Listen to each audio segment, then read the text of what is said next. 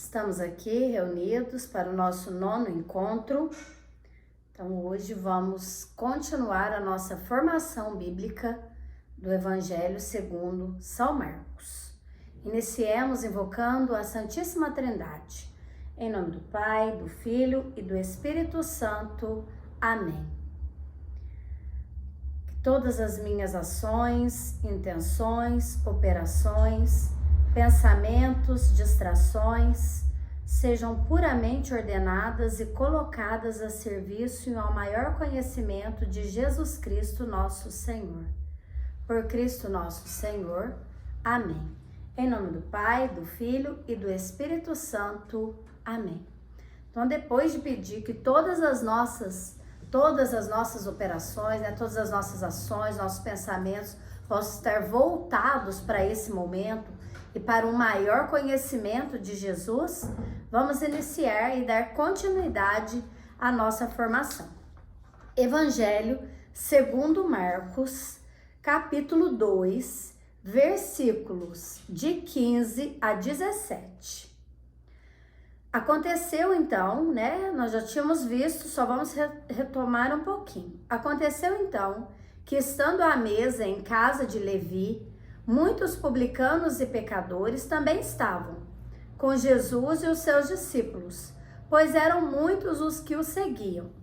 Os escribas dos fariseus, vendo-o comer com os pecadores e publicanos, diziam aos discípulos dele: que ele come com os publicanos e pecadores?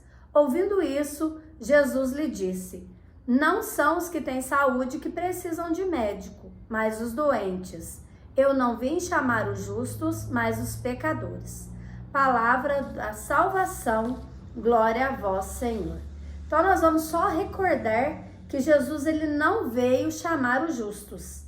Ele mostra que ele não veio só para os fariseus, porque lembra que a gente viu que os fariseus, eles achavam que eles tinham que ser separados para ser puros? Senão eles eram impuros se eles permanecessem junto com os gentios, com os pagãos, com os samaritanos e outro povo. Então aí, nessa última frase de Jesus, eu não vim chamar os justos, mas os pecadores, e Jesus aí nas entrelinhas mostra que ele não veio só para os puros. Ele veio, por isso ele come com os pecadores. Mas os pecadores eram os únicos que estavam abrindo o coração. Então aqui Jesus é como se desse uma cutucada e se falasse: não, eu vim, na verdade ele veio e se encarnou para o povo de Israel. Porém, estes não receberam, e ele então vem agora para os que também não são, para aqueles que abrem o coração, e aí sim ele usa de misericórdia para com todos. Então Jesus, ele aqui mais uma vez mostra nas entrelinhas a sua missão. Jesus, neste evangelho, ele é questionado com quem ele come. Já nesse próximo que a gente vai ver, no versículo 18 ao 22, ele vai ser questionado por que eles não jejuam. E já no outro, no 23 ao 28, ele vai ser questionado também que eles não cumprem a lei. Então, de qualquer forma, Jesus era questionado. Se come muito, se não come, se bebe, se não bebe. Então, de qualquer forma, o que Jesus fizesse, ele era prejudicado. Então, agora, não importava o que ele fizesse. Então, agora, dando sequência, a gente vai ver que o debate sobre o jejum, dando sequência, então, de 18 a 22. Os discípulos de João e os fariseus jejuavam e vieram dizer-lhe: por que os discípulos de João e os discípulos dos fariseus jejuam e os teus discípulos não jejuam? Jesus respondeu: podem os amigos do noivo jejuar enquanto o noivo está com eles? Enquanto o noivo estiver com eles, não podem jejuar. Dias virão, porém, em que o noivo lhe será tirado, e então jejuarão naquele dia. Ninguém faz remendo em pano novo, em roupa velha, porque a peça nova repuxa o vestido velho e o rasgo aumenta. Ninguém põe vinho novo em odres velhos. Caso contrário, o vinho estourará os odres e tanto o vinho como os odres ficarão inutilizados. Mas vinho novo em odres velhos, em odres novos. Palavra da salvação. Glória a vós, Senhor. Então, Jesus aqui mostra que o jejum, ele é símbolo de uma separação. Então, quando não se está em festa é que se deve, quando não se está em festa é que se jejua, quando está em festa não se deve jejuar. A união, então, acontecia e estava acontecendo, porque Jesus estava encarnado ali no meio deles. E os fariseus, eles queriam gerar discórdia entre os discípulos de João, porque os discípulos de João guardavam a lei. E os discípulos de João jejuavam, então eles cumpriam a lei judaica. Então eles queriam provocar discórdia, de modo invejoso e perturbando um ao outro. É como se chegasse nos de João e falasse, nossa, mas você jejua, o outro não jejua. Aí chegasse Jesus e falava, mas vocês não jejuam e o outro jejua. Então aquela discórdia, aquela maldade no ar. Então os fariseus, querendo fazer isso, provocar atrito entre os discípulos de Jesus e os discípulos de João, vem criar todo esse clima. Mas aí o que acontece? Jesus, ele mostra que ele veio atualizar a nova lei. Então, vem atualizar a lei antes de Israel, que era o Antigo Testamento. Então, o Antigo Testamento, Israel no Antigo Testamento era a noiva. E agora não. E agora ele é o noivo e toda a igreja é a noiva. Então, no sentido teológico, nós seremos e sereis uma só carne. Quando Jesus fala isso, também se refere a Cristo e nós e na união perfeita entre a igreja e Jesus. Então, essa parte aí da noiva é porque Israel já era visto como a noiva que Deus ia desposar. E agora Jesus mostrava que toda a igreja agora é a esposa. E então Jesus vem atualizar tudo isso. Porém, ele acrescenta, virão dias, aí sim o jejum elevará os espíritos e os unirá ao esposo. O amante encontrará seu amado, por saudade dessa união jejuarão. Então, nessa frase de Jesus, ele mostra que o jejum não deve ser cumprido só porque é lei, mas deve ser cumprido no sentido unitivo, o que eu acabava de falar. Então, e sereis uma só carne. Então, por a gente entender que quando a gente está com intimidade com a palavra, na Eucaristia, com Jesus na oração, a gente está tendo esta união perfeita. Então, o jejum, ele é válido quando ele vem nesse sentido e não simplesmente eu faço porque é lei, eu faço porque eu tenho que cumprir, eu faço porque todo mundo faz. Não, eu faço porque eu sinto saudade e o jejum é o que me une àquele que eu amo, que é Jesus. Então, esse deve ser o sentido do jejum. No sentido de que é uma nova lei.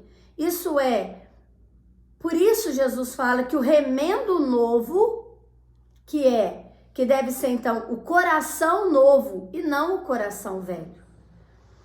Em sentido místico, São Beda vem nos dizer que todo aquele que se gloria das obras da lei sem a fé, só segue tradição, só cumpre a lei, faz por fazer.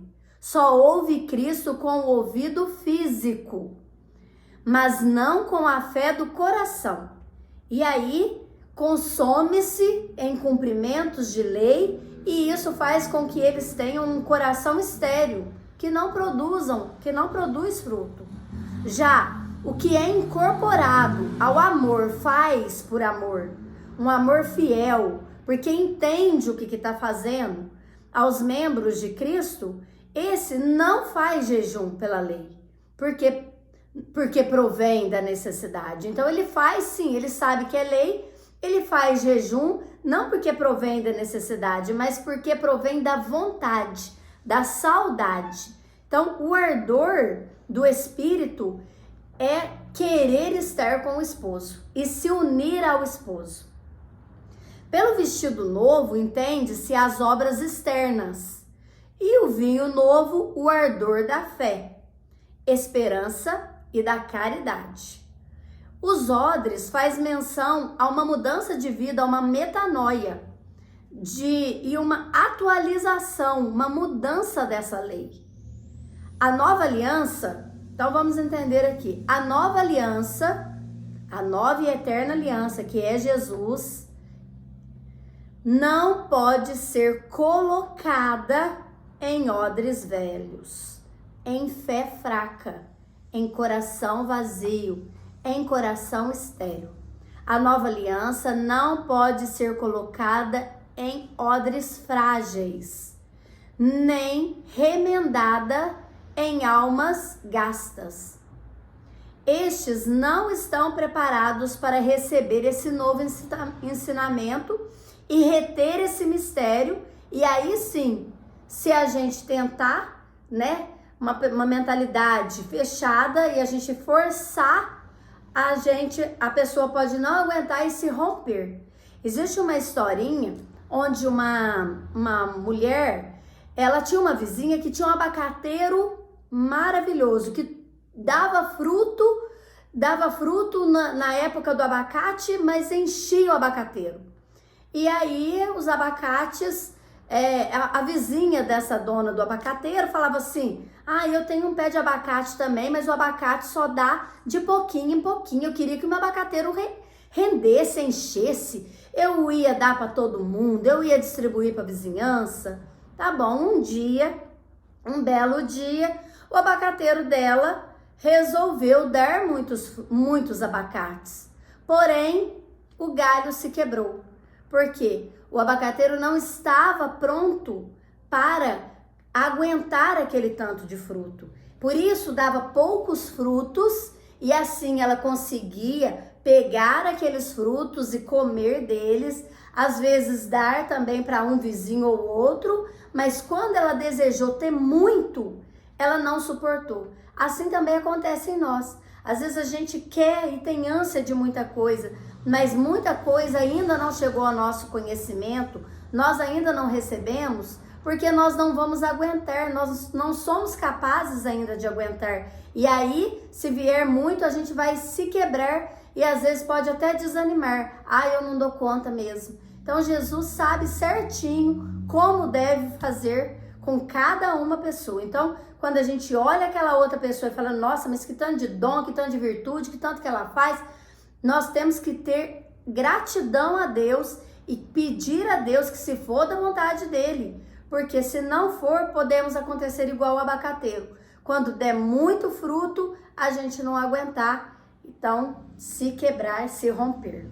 Não sei se ficou claro, mas é isso mais ou menos que aqui nos fala. Às vezes a gente força tanta conversão da nossa casa, mas eles ainda não estão prontos, porque a hora é de Deus e não a nossa. Portanto, temos que em tudo agradecer a Deus, fazer a nossa parte, mas em tudo agradecer a Deus. Odres velhos, os mistérios de Jesus, quer dizer que os mistérios de Jesus não pode ser colocado em uma alma que subsiste na velhice, na malícia, em uma casca frágil, em uma fé morta. Entende-se também pela antiga aliança.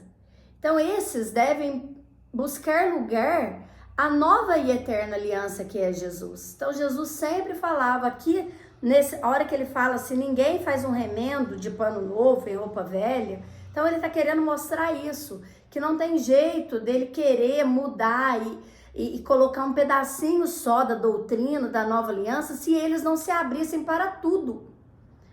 A nova aliança podia conter tanta graça e tanta grandeza que não é capaz, que às vezes a alma que é apegada não é capaz de subsistir, e aí ela se quebra. e apegada a uma lei antiga, ela não pode conter essa nova lei que é a eterna aliança, que é Jesus Cristo, o próprio Jesus. Então peçamos realmente que Jesus nos ajude a ter esse espírito novo. E é tão bonito que aqui nós vamos ver, quer ver na catena? Deixa eu só ver aonde, tá? Aqui na catena fala que Santo Agostinho nos fala que não é, peraí. São Pseudo Crisóstomo fala que as leis antigas são os costumes, né? Só observar o antigo, né? O novo, a antiga aliança é só observar as leis, cumprir as tradições. Porém, como conseguir que o coração e o odre novo ou vestido velho se transforme em novo? Só pela ação do Espírito Santo. Então é só pela ação do Espírito Santo, o ardor do Espírito Santo é que vai fazer com que o coração dilate, e assim que ele dilatar, nós seremos odres novos. Então, em sentido espiritual, odres novos e velhos quer dizer, só conseguiremos ser odres novos quando, pelo Espírito Santo, nossos corações se dilatarem e a gente permitir ser preenchido com esse vinho novo, que é os dons e as virtudes, que é o próprio Jesus. E só assim o homem novo pode suportar sem romper. Suporta todas as graças e todos os mistérios divinos. Já aqui, alegoricamente, os barris velhos significam também que Jesus estava falando que os discípulos, eles facilmente poderiam se romper se armazenasse os ensinamentos dele de uma vez. Então, apenas depois de Pentecostes é que eles se tornariam barris novos, capacitados pelo Espírito Santo para armazenar em si mesmo uma grande plenitude da graça e da verdade. Então, aqui nós vemos tudo isso que a gente acabou de explicar. Então, uma alma velha, uma alma pegada, uma alma só pensa daquele jeitinho, engessada, não consegue conter algo tão grandioso que é a missão, o mistério, o próprio Jesus, a palavra, né, a pessoa de Jesus. E nós vimos agora também sobre o jejum. Colher espigas em dia de sábado, na lei antiga, na lei judaica, não podia. Não podia desde que, se fosse um judeu, se fosse alguém lá, né, um fariseu, eles podiam sim, se eles estivessem colhendo para matar a fome. E aí não era considerado roubo e nem eles estavam transgredindo a lei, se fosse por necessidade. Porém, Jesus não foi tratado da mesma forma. Como uma colheita, né? Ele não quis colher, ele estava simplesmente arrancando espigas. No Evangelho de São Marcos não nos diz que eles comeram por fome, mas em alguns outros sinóticos, eles falam que eles arrancaram porque estavam com fome. Aqui falam que simplesmente eles arrancaram. Mas como um evangelho completa o outro, a gente vê que se fosse um fariseu que tivesse colhido para comer, eles não teriam sido julgados da mesma forma que aqui Jesus foi, né? Criticado. Então aqui não importava, de novo, não importava o que Jesus estava fazendo, né? Não importava, de qualquer forma eles iam achar ruim. E Santo Agostinho agora, sim, ele vem nos dizer aqui na catena que, com efeito, o povo de Israel foi ordenado que ninguém em seus campos detivesse um ladrão, a não ser que esse quisesse levar algo consigo. Então, só quem pegava para levar, esse era tido como ladrão. Pois quem não tocasse em nada além do que comesse, deveria ser deixado e ir livremente e impune. Por isso também, os judeus acusaram aqui falsamente os discípulos de Jesus. Eles acusavam que eles estavam violando o sábado. Mas, na verdade, se fosse um deles, não estavam, né? Então, os discípulos aqui, misticamente, vamos pensar então, eles estão passando pelo campo e arrancam algumas espigas. Misticamente, o que isso quer dizer? Que eles caminham na seara do Senhor, quem deleita em meditar a palavra. Então, toda vez que a gente faz um propósito de meditar a palavra, a gente está caminhando com Jesus nesse campo. Por quê? Porque mostra que tem fome. Estes que têm fome, então, desejam encontrar com o verdadeiro pão da vida, que sacia. E quando a gente faz isso? Quando a gente acalma a mente.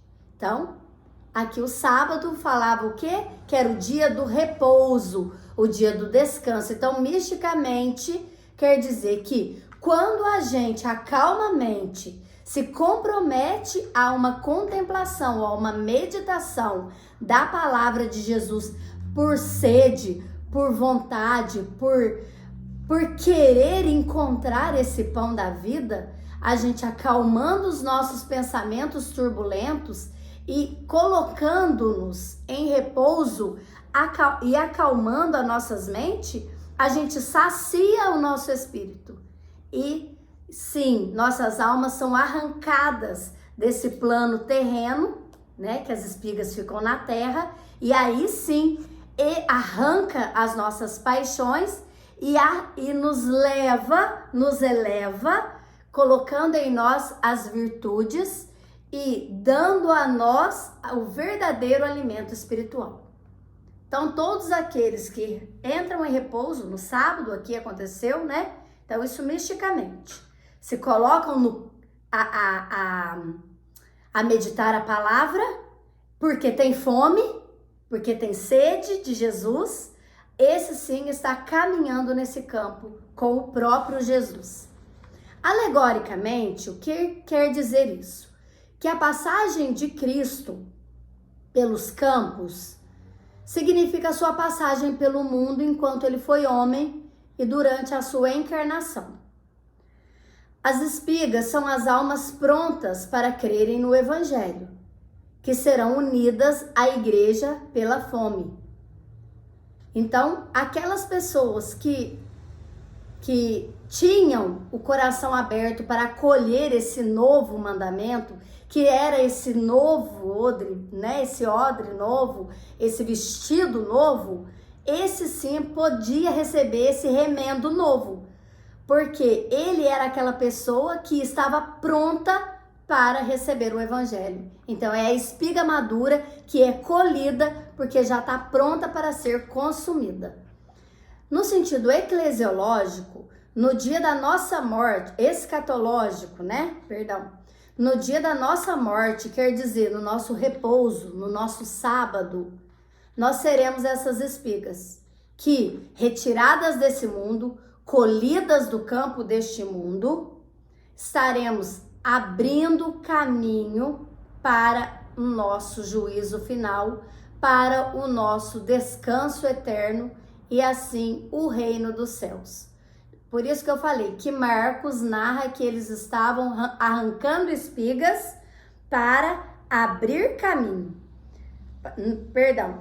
Eles estavam arrancando espinhos. Porém, quando a gente vem aqui na Bíblia de Jerusalém, tem uma letrinha B. E essa letrinha fala que os discípulos, nessa passagem de Marcos, que Marcos nos narra, ele não fala que eles arrancaram para comer, porque aqui Marcos também quer nos dar um sentido escatológico no dia do nosso repouso, nosso sábado final, nós seremos essas espigas que, arrancadas dessa terra, seremos sim arrancadas para que comecemos e abrimos espaço para a nossa Jerusalém celeste. e poder então abrir esse caminho. Abrir esse caminho como? Nossa vida, os nossos frutos que nós deixamos aqui, né? Tudo que ficou aqui plantado em terra possa servir ainda para os que ficaram. Então, abre caminho para a conversão de outros, a semente que lançamos. Então, só nós, as espigas que estiverem prontas, elas que são arrancadas desse campo quando chega o nosso dia de estar junto de Deus. Já no versículo 25, Jesus diz assim,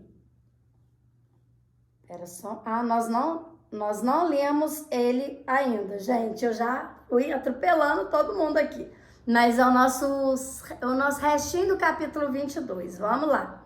Eu parei nos odres e já comecei com as espigas, mas agora eu vou só proclamar do capítulo 2, do 23 ao 27.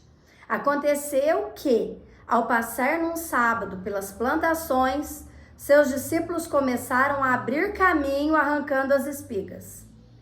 Os fariseus disseram-lhe, vê como fazem eles o que não é permitido fazer no dia de sábado? Ele respondeu, nunca lestes o que fez Davi e seus companheiros quando necessitava e tiveram fome? E como entrou na casa de Deus no tempo do sumo sacerdote Abiatar e comeu os pães da proposição que só os sacerdotes podem comer e os deu também aos companheiros? Então lhes dizia, o sábado foi feito para o homem e não o homem para o sábado, de modo que o Filho do Homem é Senhor até do sábado. Palavra da salvação, glória a vós, Senhor. Agora dá para entender um pouquinho porque que eu estava falando das espigas, né? Mas é isso, eu achei que eu tivesse proclamado já. Mas aqui nós vimos então que eles estavam arrancando para abrir caminho. Mas Jesus cita que era porque estava com fome. E nós vamos ver aqui que Jesus, ele vai e fala assim, nunca leram isso? Claro que os fariseus tinham lido, eles eram, os mestres da lei, eles eram conhecedores da lei. E aqui Jesus ele é fantástico, porque ele sabia perfeitamente que os mestres da lei sabiam que se ele falasse alguma coisa errada, eles saberiam. Porém, Jesus aqui, ele cita Abiatar, sendo que, na verdade, vamos ver aqui que Scott Hahn vem e nos fala o que acontece aqui. Na verdade, Abiatar, eu não sei onde eu coloquei, gente, mas tudo bem, certinho, aqui. Jesus cita Abiatar ao invés de Abimeleque.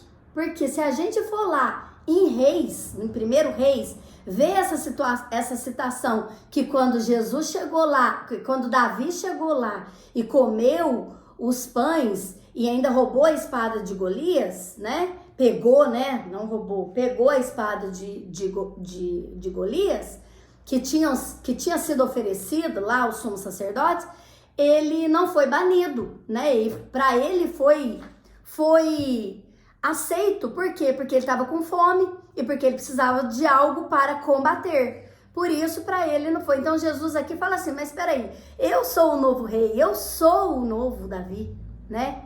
Eu sou o filho da árvore, do tronco de Jessé, da estirpe de Davi, e ele pôde fazer isso, então eu também. Então aqui Jesus mostrava que ele é o quê? Aquele que tinha vindo dar plenitude, atualizar a lei, o novo e eterno sumo sacerdote, o novo rei.